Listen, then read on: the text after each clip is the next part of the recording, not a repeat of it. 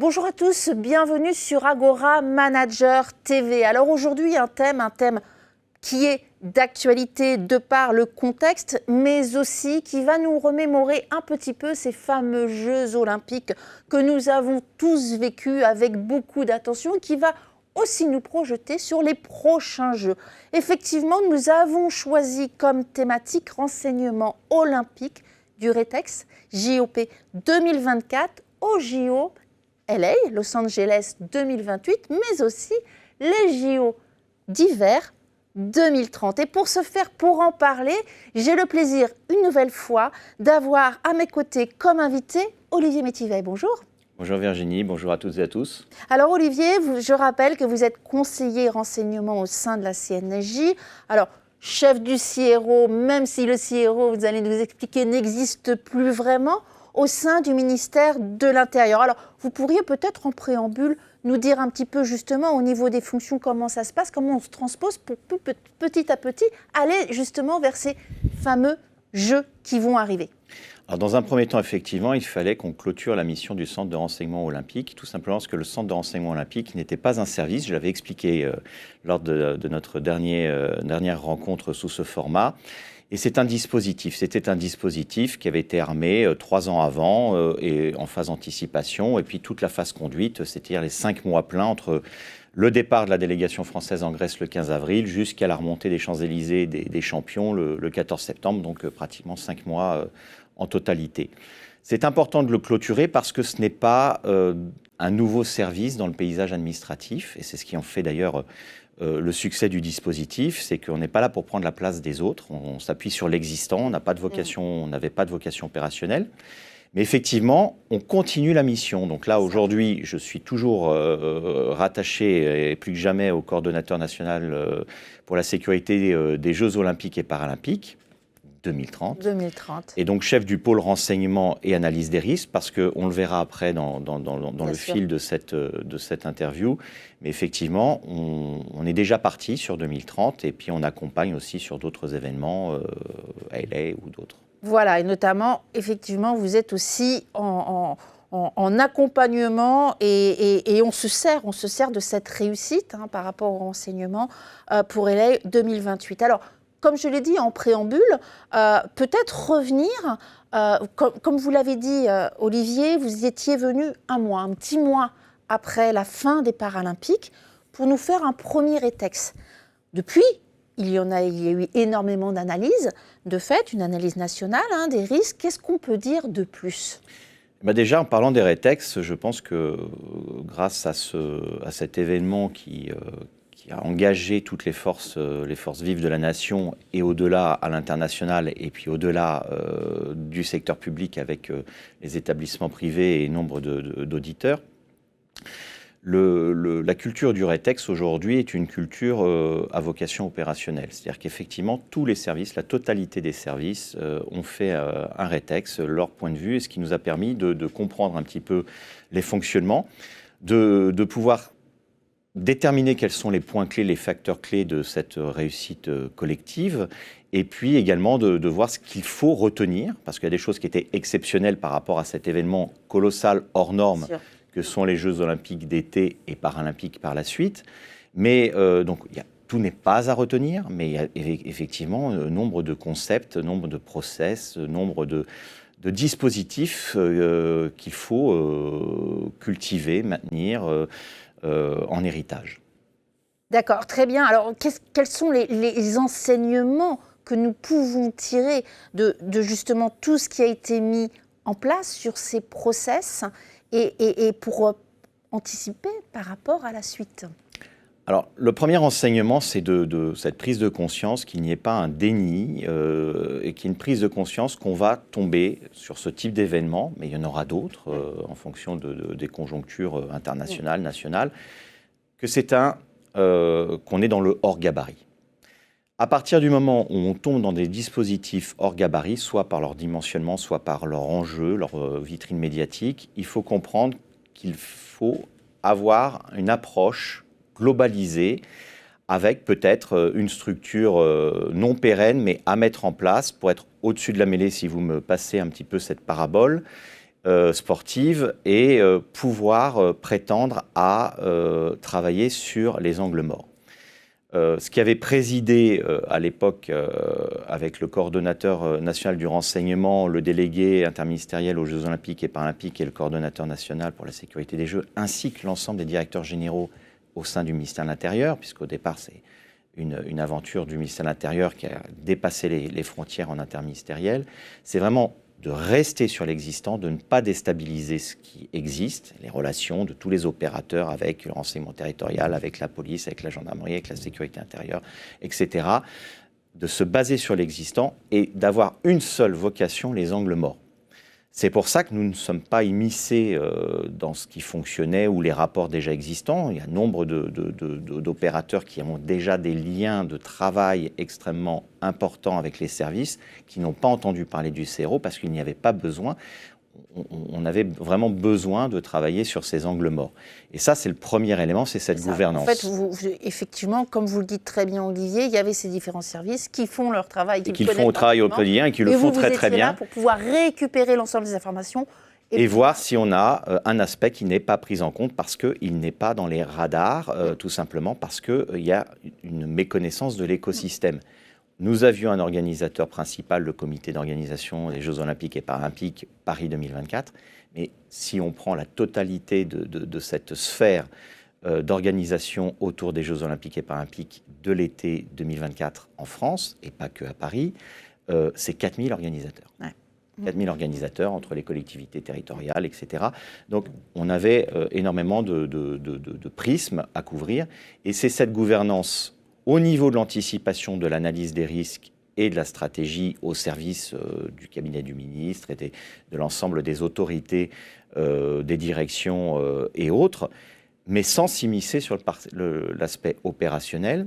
Je reviens à cette gouvernance, et la gouvernance, c'est naturellement la place clé, la pièce maîtresse, ce sont les préfets de département, préfet de police pour Paris, le préfet de police des Bouches-du-Rhône, ces entités qui ont la main sur l'opérationnel, et ça c'est très important que ce soit cette gouvernance qui assure la responsabilité des dispositifs opérationnels. Alors vous avez tendance je vous ai déjà entendu dire, Olivier, qu'il faut savoir partir de bonne heure, mais pas non plus trop tôt, et pas trop tard. Est-ce que vous pouvez expliciter ? Alors, effectivement, il ne faut pas partir trop tôt, mais il ne faut pas partir trop tard. Alors, c'est un art extrêmement complexe, parce que quand on commence à poser des questions sur 2030, aujourd'hui, dans une actualité extrêmement chargée, effectivement, dans la priorisation pour certains acteurs, à juste titre, on peut se poser la question de partir trop tôt. En fait, je pense qu'il faut un séquençage, c'est ce qui est fait par le coordonnateur national pour la sécurité des Jeux, en lien avec le délégué interministériel aux Jeux olympiques et paralympiques 2030, qui a été nommé, qui est déjà à l'ouvrage avec les préfets de zones, de régions et de départements concernés. Il faut savoir séquencer et partir de bonne heure avec ceux qui nécessitent un travail préalable sur un plan triennal, et puis petit à petit, en fonction des missions, des filières métiers, de développer, d'accroître le nom. Et si vous prenez l'exemple en rétex, j'avais fait un rétex à chaud plutôt sur les faits évités, empêchés par l'activité des services. Là, on va prendre un rétex sur l'organisation. Si vous prenez l'engagement de la filière privée, de l'activité privée de sécurité, qui était au rendez-vous des Jeux olympiques 2024, contrairement à toutes les prévisions, la filière était au rendez-vous. Elle était au rendez-vous pourquoi ? Parce que les acteurs sont partis très tôt, au bon moment, que l'État a accompagné l'ensemble de cette filière. L'État a été très proactif dans cette aventure. Et au final, la sécurité privée était à son poste. D'où l'importance, effectivement, de partir très tôt, pas trop tard, donc, et faire en sorte de reculer, vous le dites souvent également, Olivier, le moment où on bascule en gestion de crise. Pour vous, il faut anticiper pour être dans la gestion des risques et non de la crise. Ça n'engage que moi. Je vais donner mon avis. Ça fait plusieurs années que je travaille sur les grands événements internationaux, qu'ils soient politiques, sportifs, politique, le G7, sportif, à les JO en dernier, et puis sur d'autres événements de crise, malheureusement, parce que tout n'est pas prévisible. Aujourd'hui, je pense qu'il faudrait passer de cette culture de gestion de crise à une culture de gestion des risques. C'est-à-dire que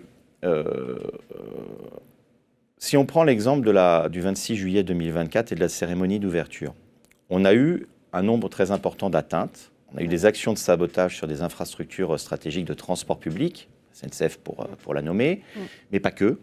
Et on a eu des tentatives de déstabilisation d'autres secteurs des transports, notamment le transport aérien, avec des alertes, des messages d'alerte à la bombe auprès de l'emprise d'aéroports de Paris, etc., et d'autres aéroports. On n'a pas basculé en gestion de crise. En tout cas, au niveau central, on n'a pas basculé en gestion de crise. Naturellement, celui qui est aux commandes est responsable. Bien évidemment, on a un moment d'un pic de tension, ce qui est bien normal. Pourquoi ? Parce que, certes, on ne pouvait pas prévoir le lieu de l'atteinte, on ne pouvait pas prévoir, mais on avait envisagé. Et tout le process était en place. Voilà, le process était en place. L'option, la probabilité, l'occurrence que ce scénario, je rappelle que l'ensemble des services en interministériel ont travaillé sur une analyse nationale des risques. Cette analyse nationale des risques, ce n'est pas celle du CRO, c'est celle de l'ensemble des services, de l'ensemble des ministères, qui ont fait chacun leur contribution, leur cotation, et avec leurs expertises métiers, ont pu travailler sur les contre-mesures. On avait plus de 300 scénarios et plus de 3500 contre-mesures. Donc, effectivement, on ne peut pas, sur l'ensemble de ces scénarios, on en pense, grâce au travail de renseignement des services spécialisés et au travail conjoint avec les opérateurs, qu'ils soient établissements publics ou opérateurs privés, on arrive à sentir les choses et à se dire, voilà, il est fort probable, voilà, le point vulnérable, si on était des opposants, des adversaires, des ennemis, peu importe le vocable, voilà, là, ce qui va nous faire mal, c'est ça, et là, on ne peut pas tout surveiller parce qu'il y a des milliers de voies, de kilomètres de voies, etc. Eh bien, il y a des prépositionnements, il y a eu un travail considérable en amont fait par les échanges entre les services de l'État et pas que le CRO, les services proprement dit en opérationnel, notamment sur les territoires, la police, la gendarmerie, la sécurité intérieure. Il y a eu énormément de travail sur le terrain, la mise en place de dispositifs, ce qui fait que, certes, on a eu des atteintes, mais on a eu des atteintes qui n'ont pas été les plus impactantes par ce qui a été mis en place en amont. Et ça, c'est important. C'est des choses qui ne sont pas visibles par le grand public, mais c'est extrêmement important. Et c'est ce travail préalable d'échange d'informations. Et c'était mon troisième point dans ce rétexte. On parlait de gouvernance, on parlait de cette culture de gestion des risques qui doit prendre la place de la gestion de crise. Sinon, on oublie que la finalité de la gestion de crise, c'est sortir de la crise. Et le troisième point, c'est le management de l'information. Et passer de cette obligation de respecter d'une manière stricto sensu le devoir, j'ai oublié le terme que je connais par cœur, de l'IJ 1300, mais le besoin d'en connaître, pardon, de passer du besoin d'en connaître au devoir de partager, tout en respectant naturellement le secret des services, des opérations et autres. Et ça, je pense que c'est ce management de l'information au sein même des services de l'État, avec les décideurs opérationnels sur les territoires, qui a été déterminant. Et puis, avec les opérateurs privés, parce que j'en avais parlé il y a un mois, nous avons consolidé juridiquement cette possibilité d'échange sur l'analyse des risques et l'évaluation de la menace. Ce que vous dites là, Olivier Métivel, et les directeurs sécurité-sûreté le connaissent très bien ou ont l'habitude, c'est finalement, si tout se passe bien, c'est que votre travail est bien fait. Ben, en tout cas, si tout se passe bien, et on a peut-être sans doute aussi une part de chance, il faut toujours rester humble dans ces moments-là, mais si tout se passe bien, c'est que tout le monde a fait son travail. Et c'est surtout ça, chacun a sa place, a sa responsabilité dans ce succès. Et il est bien évident que tous les opérateurs qui ont répondu, quand on a identifié des angles morts, les opérateurs, on les a sollicités, on est passé notamment par l'agora des managers de sécurité pour avoir des liens. Des fois, on dit, tiens, on a un problème, on n'arrive pas à rentrer en contact. On a utilisé nos réseaux professionnels. c'est cette aide qui nous a permis de répondre. La finalité, je l'ai dit au départ, mais on fait une boucle, mais tout est lié, c'est ce côté hors gabarit. Et parfois, l'écueil dans ce type d'événement, c'est que l'opérateur dit « mais nous, on sait faire. On sait faire ». Effectivement, on sait faire. On sait faire dans un domaine où on est seul dans son couloir de nage, mais là, en fait, c'est une pataugeoire. Donc, il y a des choses qui peuvent être faites parce qu'on a l'habitude, on connaît les services, etc. Il y a des moments où on dit « là, stop, c'est plus possible ». Et malheureusement, on a, dans le cadre de cette analyse nationale des risques, porté parfois la mauvaise nouvelle parce qu'on a participé très en amont, c'est pour ça qu'il ne faut pas partir trop tard. On a dit non, là vous voulez faire un événement à tel endroit, ça ne va pas être possible. C'est formidable, ce que vous avez fait, votre projet, il est formidable, c'est dans le bon lieu, c'est un lieu extraordinaire, c'est etc. Mais là, ce jour-là, ce n'est pas possible parce qu'en capacitaire, ça nécessiterait de remettre d'autres types de dispositifs et là, on ne peut pas faire. Alors, par rapport à ce que vous dites, Olivier, qui est très intéressant, on le voit bien, hein, effectivement, vous l'avez aussi un petit peu effleuré, on ne fait pas tout seul sur des événements d'envergure comme ceux-là, on a besoin aussi de l'écosystème, on parle souvent de coopération et de continuum, mais là on le voit bien aussi, hein, ça a été un travail avec énormément d'acteurs, hein. Vous l'avez spécifié tout à l'heure. Par rapport à tout ceci, par rapport à ce rétexte, par rapport aux enseignements que vous avez évoqués, quels pourraient être, on va détailler après, on a parlé de LA 2028 et des Jeux d'hiver 2030, mais dans sa globalité, dans les événements, comme vous l'avez dit, que vous avez eu pour habitude de gérer depuis de nombreuses années maintenant, avec les Jeux olympiques et paralympiques qui étaient quand même hors dimension, on va dire. Quelles sont les préconisations que vous pouvez donner aujourd'hui, d'une manière globale ? Alors déjà, de bien identifier les acteurs. Ça, c'est essentiel, et de ne pas oublier justement, je n'ai pas géré ces événements, j'ai participé à la préparation. La gestion des événements, ce sont les services opérationnels, et il est très important dans le paysage administratif notamment, mais aussi des organisateurs, de savoir qui fait quoi. Et ça, c'est très important. Pourquoi ? Parce que sinon, on peut avoir parfois aussi des déconvenues avec de la désinformation non intentionnelle, des gens qui veulent bien faire et qui vont prendre une information. Si vous donnez une information primordiale à un service qui n'est pas compétent pour, ou vous pensez rien ne sera fait derrière parce que on ne peut pas dispatcher une information comme ça d'un service à l'autre. Il y a des codes, il y a des règles, il y a un niveau de vérification de l'information et c'est pour ça qu'on crée des guichets uniques et le CERO était une sorte de guichet unique au sein des services de l'État. Donc, identifier les acteurs. La deuxième chose, c'est effectivement de faire une cartographie de bonheur de ce qu'est cet écosystème, y compris de ce qui va être en deuxième ou troisième cercle de l'événement. Et là, c'est là où c'est très intéressant avec les opérateurs, et on aura les mêmes opérateurs pour les Jeux d'été 2024 que pour LA 2028. Je pense notamment aux sponsors, les top sponsors, partenaires premium, etc., quel que soit là. Mais on a nombre d'acteurs qui sont déjà engagés, qui sont d'ailleurs à Milan 2026, parce qu'il y a déjà Milan pour les Jeux d'hiver. Donc on est sur cette identification et de comprendre que l'organisateur principal et les États, je dis les États parce que vous verrez que pour AILA, c'est une difficulté particulière, vont être auto-centrés sur l'événement proprement dit, les dignitaires, et c'est tout. Et nous, ce que nous avons conçu dans ce dispositif, c'est la prise en compte aussi de spécificités propres à ce deuxième, troisième cercle de l'événement, qui ont leur propre événementiel, parce qu'ils ont leurs propres dignitaires, parfois même des dignitaires qui sont des chefs d'État ou de gouvernement, mais qui vont venir pour, etc., parce que l'entreprise représente les intérêts de telle ou telle nation. Je vous rappelle, 206 nations, en comptant la France, ça fait 205 nations invitées sur un événement tel que des Jeux Olympiques d'été. Donc effectivement, on a cet écosystème. Et puis, le troisième point, c'est le management de l'information.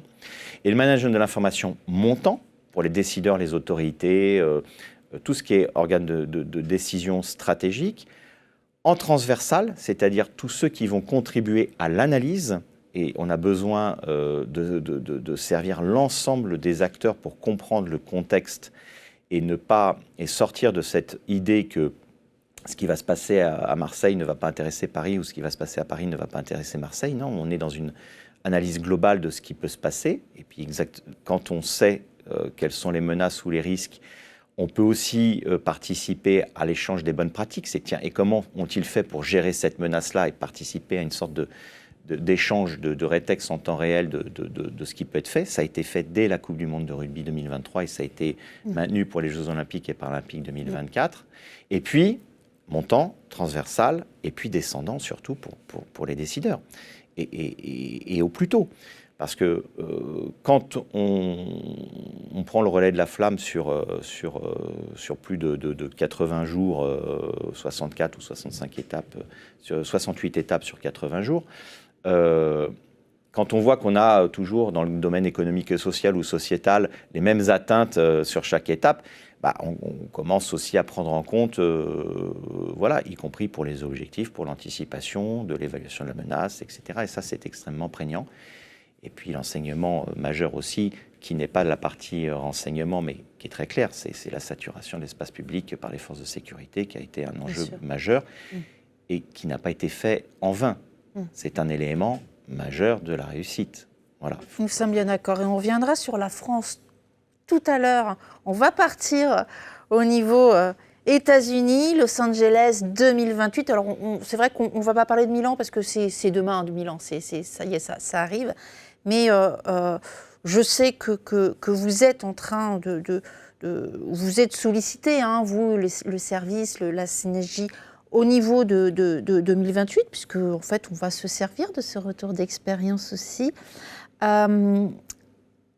J'aimerais, dans un premier temps, on en est tous, je le disais en préambule, tout à l'heure, le chef d'État va intervenir. On est dans une situation un peu critique au niveau géopolitique. Est-ce que du coup, ça complexifie les choses ? Alors, naturellement, tout ce qui est tension internationale, et là c'est la partie des services spécialisés de la sécurité intérieure, de la sécurité extérieure, et puis le ministère de l'Europe des Affaires étrangères. Donc je resterai quand même très modeste sur ma réponse, mais naturellement que ça va complexifier. Là, si on prend les Jeux olympiques d'été 2024, à part 2 nations qui ont concouru sous drapeau neutre, ce qui était la Russie et la Biélorussie, on avait plus de nations qu'il n'y a de pays à l'ONU. Donc on a la totalité. Dans un contexte complexe international, et notamment aux États-Unis, dans le cadre de tout ce qui se passe, bien évidemment, la vraie question, c'est de savoir est-ce que l'ensemble des nations sont susceptibles d'être présentes, si oui, en totalité ou en partiel. Si on reprend l'exemple de Los Angeles, non pas 2028, mais bien avant 1984, on avait eu coup sur coup les Jeux Olympiques de Moscou en 1980, boycottés par le bloc de l'Ouest, et notamment la République fédérale d'Allemagne. C'est d'ailleurs à ce moment-là que Thomas Bach, président du CIO actuel, a créé la commission des athlètes, parce que les athlètes ont dit, mais nous, on n'est pas responsable de la politique, mais bon, ils n'ont pas pu concourir à Moscou. Et en représailles, en 1984, les Jeux Olympiques déjà de Los Angeles, où le bloc de l'Est ne se rend pas aux États-Unis. Bon, là, on est dans un autre contexte, mais voilà, donc il faut voir cet aspect-là. Et puis, le deuxième aspect, qui était extrêmement important et qui est au départ un angle mort, parce qu'on ne s'en rend pas forcément compte dans la culture sportive, c'est que l'essence même des Jeux paralympiques, la création des Jeux paralympiques qui est très récente, dans les années 60, en fait, au départ, part de promouvoir les blessés, les mutilés de guerre. Et d'ailleurs, on a eu une problématique par rapport au conflit, avec problématique de basse intensité, des actions de visibilité. Il n'y a pas eu de menaces prégnantes et de haute intensité, mais on a eu notamment un podium des Jeux paralympiques où les deux athlètes ukrainiens qui étaient médaillés se sont retirés du podium pour ne pas apparaître sur une photo en présence d'un athlète biélorusse sous bannière neutre.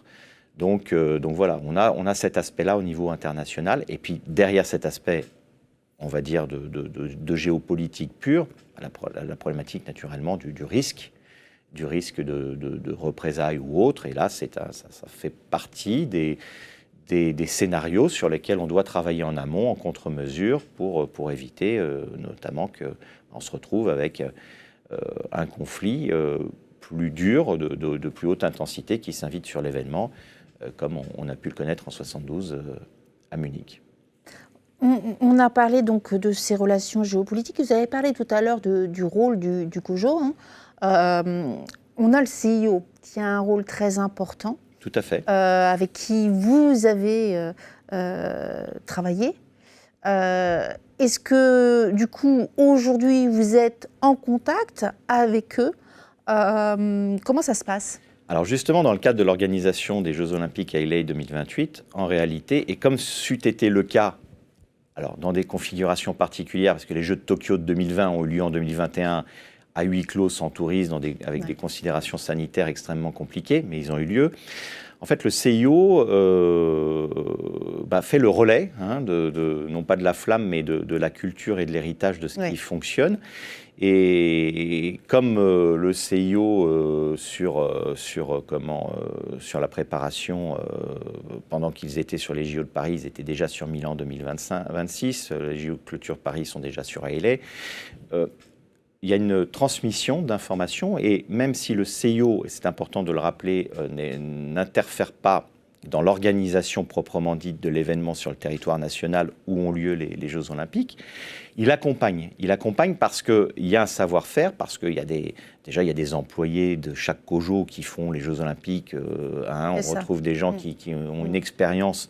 Donc, quand ils nous parlent d'un risque ou de quelque chose, on les écoute aussi parce qu'il y a une vraie capitalisation et d'expertise.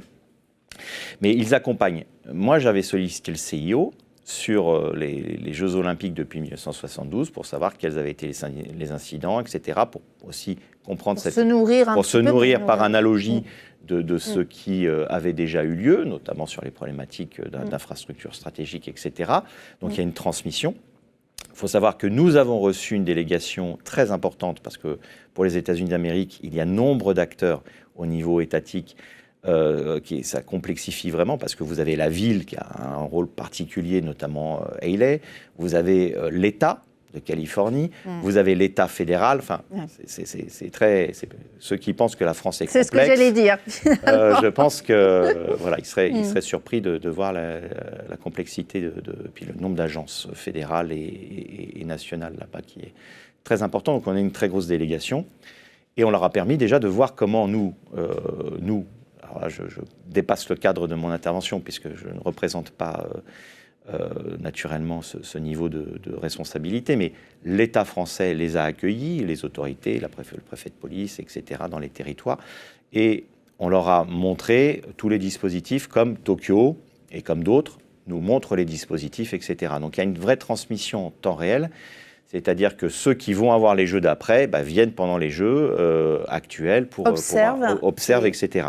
Et puis, on a transmis certains documents qui sont transmissibles parce qu'il n'y a pas de problématique justement de besoin d'en connaître, de sécurité nationale, etc., sur des concepts. Il faut savoir que pendant l'organisation des Jeux Olympiques et Paralympiques, et depuis 2020, 4 ans avant à peu près, en règle générale, c'est dès la clôture des Jeux d'avant. Nous, ça a pris un an de retard puisque les Jeux de Tokyo ont eu lieu en 2021. On a ce qu'on appelle des security reviews, revues de sécurité, qui sont pilotées par le CIO, où justement on peut parler de toutes ces choses-là, etc. Et parfois, on a des acteurs à l'international qui sont invités pour pouvoir aussi débattre sur ces aspects-là.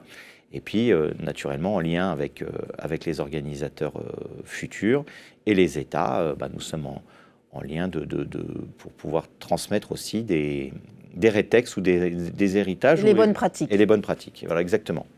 Nous en venons aux Jeux d'hiver et nous conclurons par ceci, 2030. Alors, on pourrait croire que c'est plus petit en termes de taille, de dimensionnement, d'événements, moins long aussi. Est-ce que c'est pour cela que c'est plus facile ? Alors, je pense que c'est pour cela que c'est plus difficile. Je pense qu'il il est peut-être plus facile de faire comprendre les besoins quand, depuis le départ, on nous dit que c'est infaisable. Pas revenir sur ce qu'on a dit il y a un mois, mais effectivement, il y a eu énormément de désinformation. Et puis, il y a eu un petit peu un bashing, pas forcément qu'international. Hein, il y a eu, d'ailleurs, nombre d'acteurs l'ont reconnu publiquement dans les médias en disant oui, on a peut-être été un peu fort, etc. Mais ceci dit, je pense que c'est une aide. C'est-à-dire quand on nous dit qu'il va y avoir des problèmes, que c'est infaisable, etc., ou qu'il y a des difficultés, l'opinion publique ou le collectif comprend qu'il faut y mettre des moyens. Et je pense que c'est la réussite. Les Jeux Olympiques 2024 sont une réussite globale pour beaucoup de gens. Il ne faut pas qu'on se dise, effectivement, les Jeux Olympiques d'hiver... ce sera facile. Facile. Voilà, on a malheureusement des expériences par le passé où on voit qu'un seul événement d'une journée peut poser problème, alors qu'on a fait des compétitions du même type, avec les mêmes acteurs, sur une durée beaucoup plus importante et avec une complexité beaucoup plus grande. Et puis un événement un soir peut poser des problèmes parce que c'est comme ça, c'est la configuration et puis le temps de préparation, parce que c'est un événement qui n'a pas été planifié dans les temps pour des raisons géopolitiques, etc. Donc effectivement, il faut partir maintenant, ça c'est clair et net, sachant qu'on a des spécificités pour les Alpes françaises qui sont tout autres, des spécificités ne serait-ce que sur les axes routiers, sur les problématiques de mobilité. Mobilité rime avec sécurité, sécurité rime avec mobilité. Et c'est un élément important. On est naturellement sur des zones montagneuses. Vous parliez de Milan 2026, en l'écartant un petit peu tout à l'heure.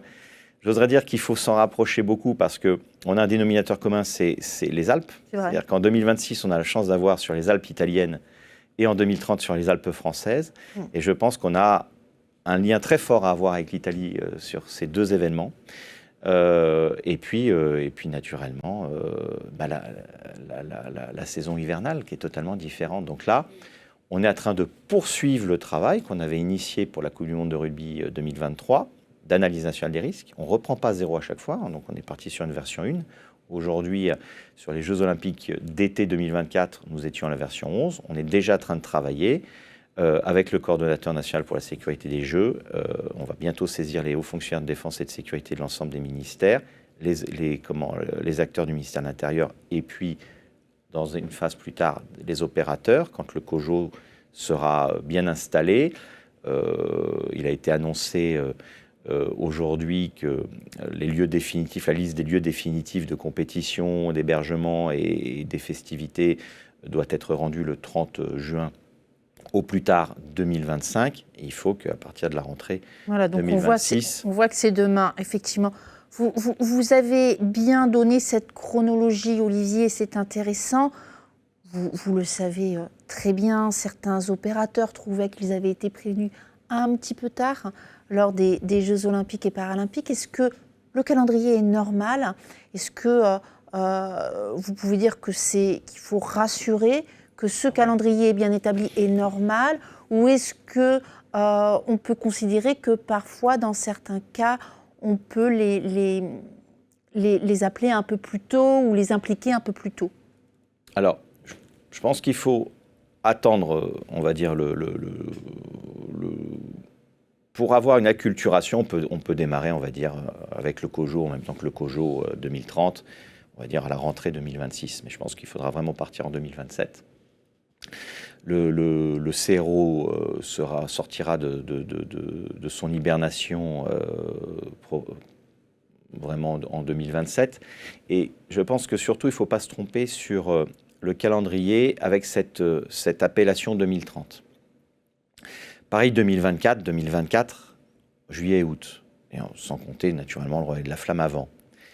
Là, c'est les Jeux Olympiques d'hiver 2030 avec un relais de la flamme qui peut commencer le 1er décembre 2029.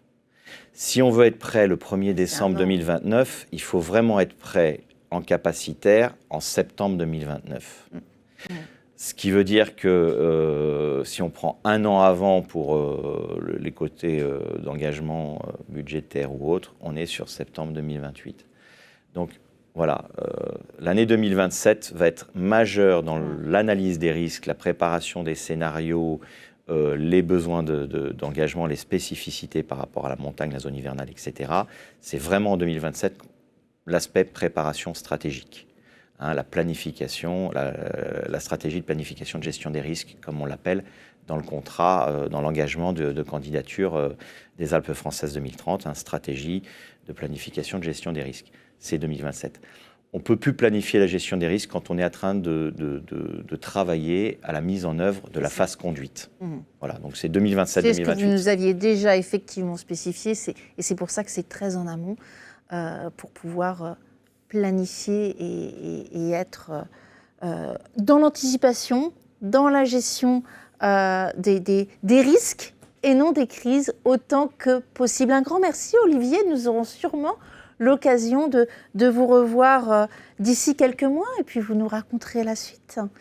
Merci à vous tous de nous avoir suivis sur Agora Manager TV et à très bientôt pour une nouvelle émission.